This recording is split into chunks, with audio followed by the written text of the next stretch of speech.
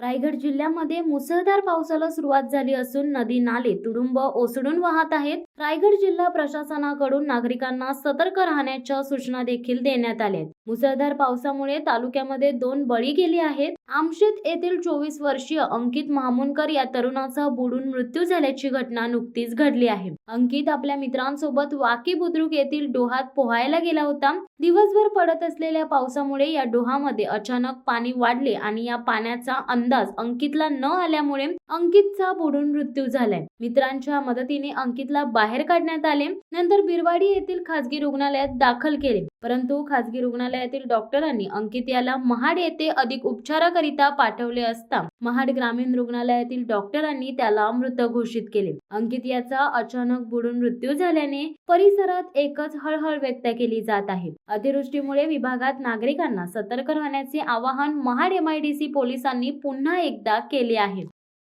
शिवसत्ता टाइम्ससाठी Reshma Mane, Mahad.